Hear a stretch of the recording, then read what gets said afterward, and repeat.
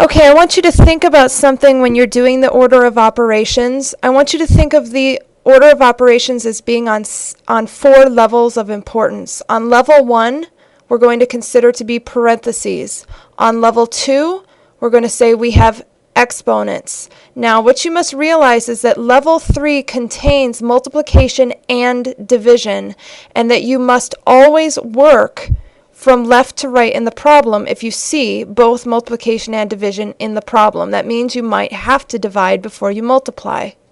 Level 4 is addition and subtraction.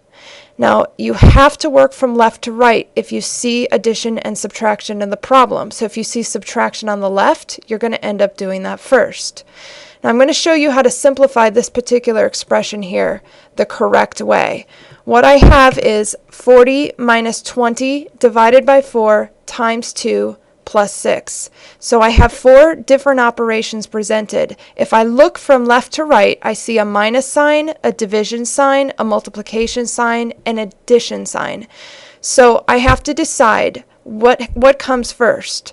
Well, if I see division and multiplication, which are both on level 3, then I have to decide I'm going to move from left to right. So in this example, I actually am going to divide before I multiply. So I'm going to say, okay, I'm not touching the 40 yet. I'm not touching my minus sign, but I am going to divide. 20 divided by 4 is 5. Then I have my times 2 plus 6. Now, I've got subtraction, multiplication, and addition. So I now have to multiply. So I'm going to have 40 minus 10, because 5 times 2 is 10, plus 6. Now, on the last couple steps, what I see is I have subtraction, and then I see addition if I look from left to right, just as if I was reading a book. And these are both on level 4.